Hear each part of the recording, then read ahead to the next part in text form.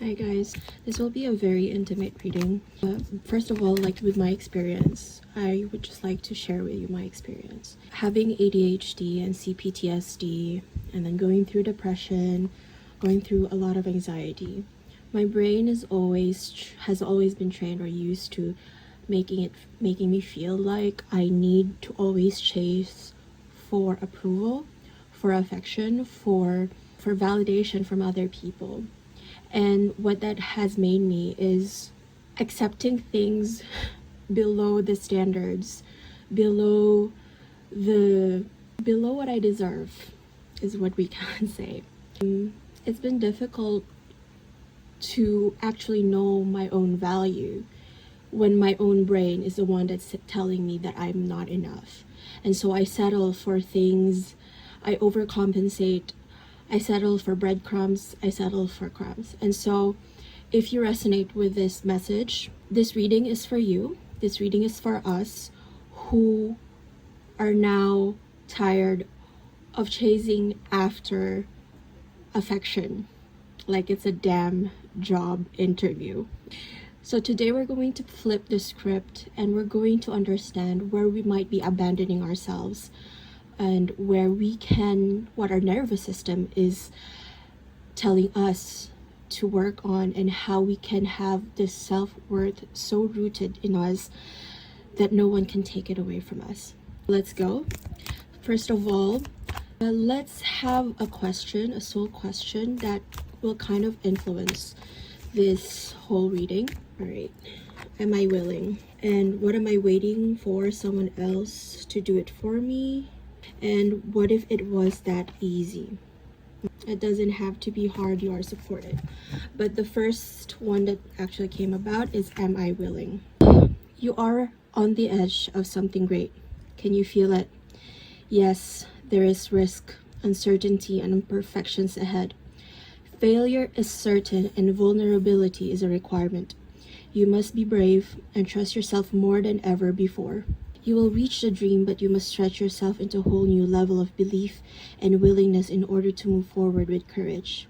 And for today's soul action, you have to be brave, follow your heart's compass, and lift the lid on your own dreams. Today's mantra is it's possible. It is very fitting because I've been doing a lot of Joe Dispenza meditations recently. And from that, what I've learned is to lean into the uncertainty. There is a study that says uncertainty is the biggest predictor of stress. And when we are uncertain about the things to come, when we're uncertain about how things are going to go for us, sometimes we stress over it so much. And in turn, that affects not just our mental health, but our own physical health. And what I learned today is it's actually good to lean into the uncertainty. Why? Because that gives you the possibilities. Uncertainty means that your world is open up. It's open to possibilities. It's opening up to what could be. And it is not defined. Wouldn't life be so boring if everything is just defined? I think that's just what I wanted to say for this card. And let's see where we might be abandoning ourselves. I just got drawn to this particular deck. Let's see. Promise is responsible confirmation assurance. You're abandoning in terms of committing to yourself and assuring yourself of your own self-worth. Right off the bat, that is what it is. What else? What is this that flipped? Nightmare, suffering, darkness, persecution. And again, you are persecuting yourself. You're abandoning yourself and persecuting yourself. It's probably a lot of thinking, overthinking, thinking in the dark, thinking about what could be, what should be, and forgetting to live in the moment. The present is very rich with a lot of opportunities for us to make a change in our life. And I think in the pursuit of things that we are running towards, say an achievement, people that we want to manifest, people that we want to be with, opportunities that we want to manifest. I think it is human nature for us. I do feel that it is human nature for us to kind of lean in more into doing more, if that makes sense, because we were not programmed to just sit still and rest and just let things be. That is the world that we live in today. It's the hustle culture, and we feel so uncomfortable when we are not doing anything. But it is in those moments of stillness, of silence, that we learn, and where it's in that space where the things that we are trying to manifest comes about. Accident, danger, caution, injury. You abandoning yourself is causing you more injury, because your nervous system right now is, how do you say this? The nervous system is of course there to keep you safe, but it is on high alert right now for any type of injuries, and it's trying to make itself feel safe in order to avoid any more trauma, any more pain. It makes sense, right? But when we don't face the things that are hidden from us, that are shadows, that's what causes us to be hurt even more. And I feel like over time that will compound. Just the last one. Where are we abandoning ourselves, please? Just to clarify. Thank you. Pride, self-esteem, self-worth, ego. Isn't that what we were talking about? It's just it blows my mind when the cards do it for us. As I've said in a previous reading, the ego is there. The ego is programmed for it to protect itself. Its job is to perpetuate itself. And it would tell you stories, and hence the nightmares, about how you might have messed up, how you might have done better, how you might have... It's never satisfied, because the ego is always... its goal is to not die. And I know it's the death it's a little bit jarring to say ego death as a word, as concept. It's a little bit jarring for a lot of people, but it is just about, I think ego death is illuminating the ego, the shadow, and illuminating and recognizing it, naming what it is that is actually holding us back and is causing us injury. That is causing us injury, especially with our own self-esteem, with our own self-worth, especially with knowing our own true value. My most favorite quote is from the show Agent Carter, and she says, "I know my value. Anyone else's opinion doesn't really matter." Sometimes we forget to live for ourselves, and we try to shrink ourselves a little bit more, and until we're just a ghost of ourselves. And that is where we are abandoning ourselves. That is where we must shine a light on.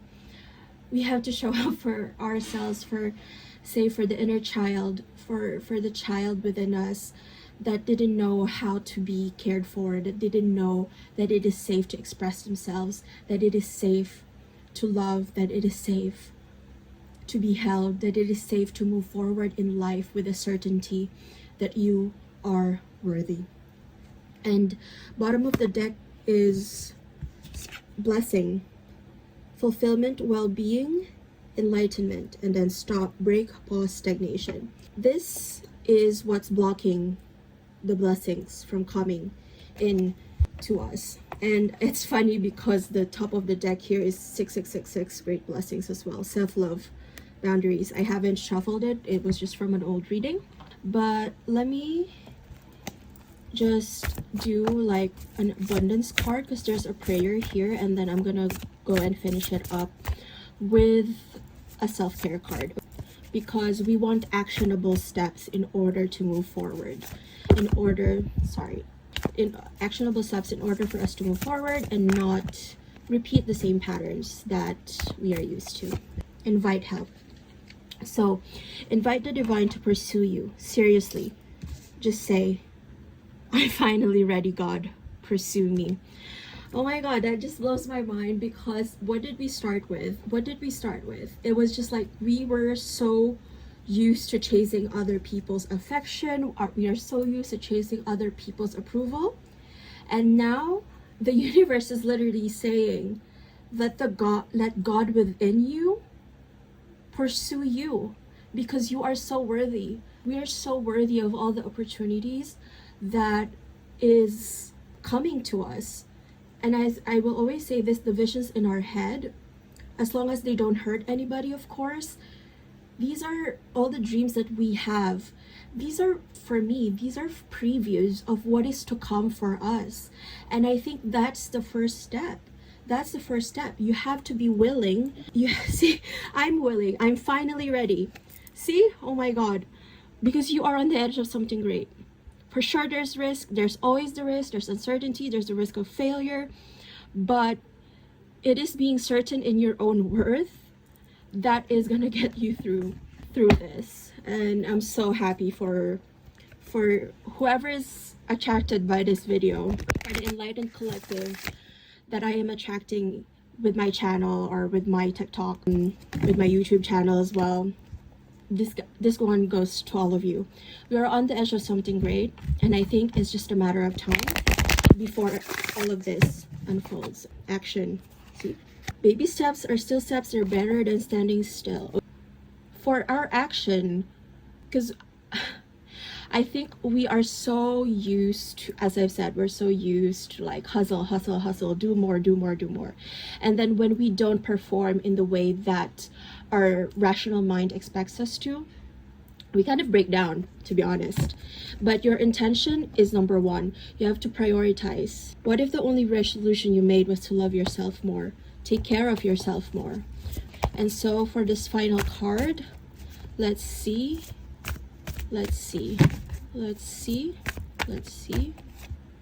Body. Your body deserves your love. That's it. Your nervous system is telling you what you need to do. It's telling you where you need to address certain things, because as I've said, all these worries, all this stress is not just mental. It will show up physically. And when you change the mindset, and you change, because the emotions is what the body, this is very Joe Dispenza. Emotions is the language of the body. It is telling you when there is something wrong. When you feel pain, that means there's something wrong, and there is something that you need to address. Listen to yourself, listen to your body, and then make the mind, which is who has thoughts as its language, be coherent with the feelings in your heart.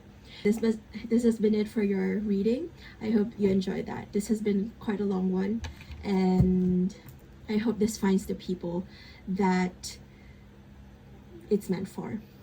See you guys next time.